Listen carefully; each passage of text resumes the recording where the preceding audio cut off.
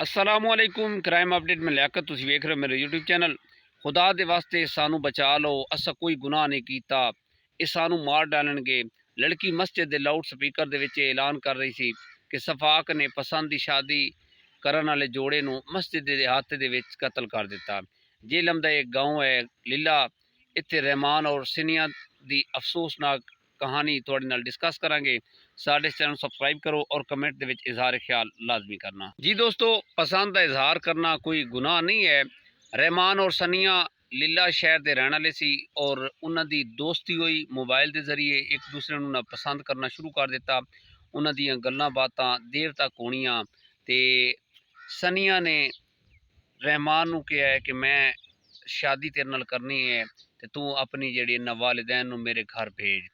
इस तरह करके रहमान दी भी ख्वाहिश है सी कि असीं दोनों शादी करांगे, अपनी जिहड़ी जिंदगी है एक अच्छे तरीके नाल गुजारांगे। रोज़ाना जिस तरह असीं चोरी छुपे मिल रहे हैं, फिर ये मौका साडा जिहड़ा ने ख़त्म हो जाएगा। चोरी वाला काम है, लुके छुपे वाला काम है, ख़त्म हो जाएगा। रहमान ने अपनी वालदा नूं सनिया दे घर भेजा रिश्ते कण। ਉਹਦੇ घर वाले ਜਿਹੜੇ ਨੇ ਉਹਨਾਂ ਨੇ ਉਹਦੀ खूब इज्जत की, घर ਦੇ ਵਿੱਚ ਉਹਨੂੰ ਚਾय वगैरह ओवरऑल ਜਿਹੜੀ रिस्पैक्ट ਹੁੰਦੀ ਉਹਨੂੰ ਦਿੱਤੀ और वो इस गल ਦੇ एग्री हो गए कि ਅਸੀਂ अपनी बेटी ਦਾ ਜਿਹੜਾ रिश्ता है वो ਤੁਹਾਡੇ बेटे ਦੇ ਨਾਲ ही तय करांगे। लेकिन उस ਦੇ ਵਿੱਚ एक दराड़ आई कि ਉਹਨਾਂ ਦਾ एक बेटा है सी ज़ाफ़रान, वो इस गल ਤੇ एग्री नहीं सी। ਉਹਨੇ कि जी मैं रिश्ता नहीं होण देना, अगर मेरी इजाज़त तो बगैर तुसा रहमान नूं इस बच्ची का रिश्ता दिता तो मैं इन्हां दोनों नूं ख़त्म कर देंगा। इस तरह करके उन्होंने घर दे विच मसला बन गया। सनिया के माँ बाप ने ज़ाफ़रान की गल मन लई और उन्होंने हुण कोशिश है सी कोई अच्छा जिहा रिश्ता मिल जाए, असी सनिया का रिश्ता उधर कर देइए। हालात जिहड़े ने वो इस तरह चले गए कि सनिया की मर्जी तो बगैर जिहड़ा है ना वो उसकी शादी ते इसके घर वाले रजामंद हो गए और उन्होंने अच्छे रिश्ते की जिहड़ी तलाश शुरू कर दी। और सनिया ने एक दिन रहमान नूं कॉल करके सारी स्टोरी दस दी कि मेरे वालिदैन भी नहीं हुण चाहते कि मेरी शादी तेरे नाल तय करें, लिहाजा इसकी कोई अगर इसका कुछ हल है तो तुसी कर दो, नहीं तो फिर मेरा रिश्ता जिहड़ा ना मेरी मर्जी तो बगैर मेरे घर वाले कर रहे ने और वो अच्छे रिश्ते की तलाश चैन। जिस तरह उन्होंने कोई रिश्ता मिल गया उन्होंने मेरा रिश्ता तय कर देना ते बाद दे विच सिवाए पछतावे तो और कुछ नहीं होना। रहमान ने कुछ प्लानिंग सोची और सनिया ने उस गल ते एग्री हो गई कि वो एक दिन अचानक घर दे विचों लापता हुई, वो भाग गई और उदा दोनों ने पिंडी दे विच जाके कोर्ट मैरिज किया। कोर्ट मैरिज करके उत्थे एक अपनी नवी जिंदगी का शुरुआत की और रहमान दिन नूं मेहनत मजदूरी करके आके उसका पेट और अपना पेट पालन लग गया सनिया का। उन्होंने जिंदगी बड़ी अच्छी तरीके गुजर रही सी। कुछ अरसा गुजरिया है कि उसके वालिदैन ने ट्रेस किया, सनिया दे नाल डिस्कस की, हेलो है की और उन्हें कहा तुसी वापस आ जाओ, असी तुहानू माफ़ कर देंगे। लेकिन सनिया बड़ी कोशिश की रहमान नूं मनाउण लई कि रहमान मन जाए। कुछ अरसा रहमान नहीं मनिया। सनिया दे वालिदैन ने रहमान नूं समझाया कि साड़ी भी कोई बिरादरी कोई रिश्तेदारां दे विच इज्जत है, असी चाहते हैं कि साड़ी इज्जत मजरू ना होवे, असी उन्हां नूं मुतमइन कर सकीए। तुसी उन्हां दे सामने साडे कोलों माफ़ी मंगना, कुरान पाक लैके कि सानू माफ़ कर दो, साडे कोल गलती हो गई है, इस तरह दी दो चार तुसी गल्लां करोगे असी तुहानू माफ़ कर देंगे और तुसी जिस तरह पहले ज़िंदगी गुजार रहे हो एक अच्छे तरीके नाल ज़िंदगी गुजारना सानू कोई इतराज़ नहीं है।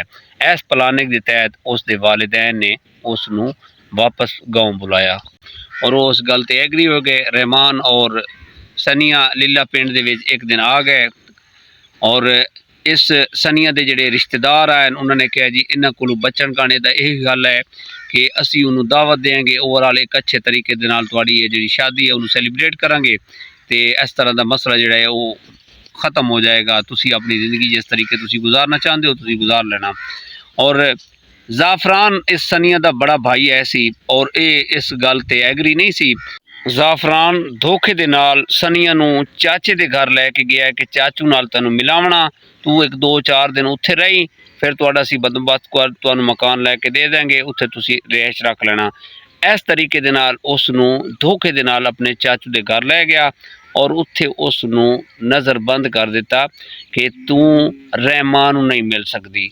ਇਸ ਤਰ੍ਹਾਂ ਦੀ ਉਹਨੂੰ ਧਮਕੀਆਂ ਲਾਈਆਂ। ਜ਼ਾਫਰਾਨ ਨੇ ਡਿਮਾਂਡ ਕੀਤੀ ਕਿ ਰਹਿਮਾਨ ਤਲਾਕ ਦੇ ਦੇਵੇ ਸਨੀਆ ਨੂੰ, ਲੇਕਿਨ ਰਹਿਮਾਨ ਇਸ ਗੱਲ 'ਤੇ ਐਗਰੀ ਨਹੀਂ ਸੀ। ਰਹਿਮਾਨ ਨੇ ਕਿਹਾ ਸੀ ਤੁਹਾਡੀ ਸਾਡੀ ਜਿਹੜੀ ਗੱਲ ਹੈ ਸੀ ਉਹ ਤੁਸੀਂ ਕਿਹਾ ਸੀ ਤੁਸੀਂ ਆ ਜਾਓ, ਤੁਹਾਡੇ ਨਾਲ ਅਸੀਂ ਸੁਲ੍ਹਾ ਕਰ ਲਾਂਗੇ, ਤੁਹਾਨੂੰ ਅਸੀਂ ਮਾफ़ ਕਰ ਦੇਂਗੇ, ਲੇਕਿਨ ਇਹ ਗੱਲ ਤੁਸੀਂ ਕਿਸ ਤਰ੍ਹਾਂ ਕਰ ਰਹੇ ਹੋ। ਉਹਨਾਂ ਨੇ ਇੱਕ ਵਾਜ਼ਿਹ ਲਫ਼ਜ਼ਾਂ 'ਚ ਕਿਹਾ ਕਿ ਤੁਸੀਂ ਇਸ ਨੂੰ ਤਲਾਕ ਦੇਣੀ ਹੈ ਔਰ ਸਾਡੀ ਇਹੋ ਡਿਮਾਂਡ ਹੈ ਕਿ ਤੁਸੀਂ ਸਨੀਆ ਨੂੰ ਛੋੜ ਦਿਓ। ਸਨੀਆ ਨੂੰ ਉਹਨਾਂ ਨੇ ਨਜ਼ਰਬੰਦ ਕੀਤਾ ਹੋਇਆ ਸੀ।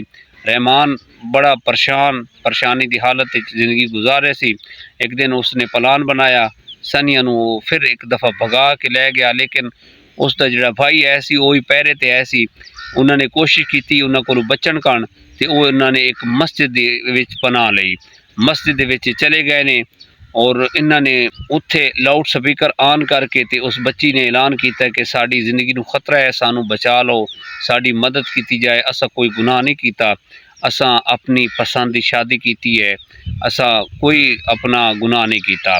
ਲੇਕਿਨ ਉਹਨਾਂ ਦੀ ਕਿਸੇ ਨੇ ਨਹੀਂ ਸੁਣੀ। ਉਹ ਬੜੀ ਚੀਖੋ ਪੁਕਾਰ ਲਾਊਡ ਸਪੀਕਰ 'ਤੇ ਕਰਦੀ ਰਹੀ ਤੇ ਉਹਨਾਂ ਦੀ ਮਦਦ ਕਰਨ ਕੋਈ ਨਹੀਂ ਆਇਆ।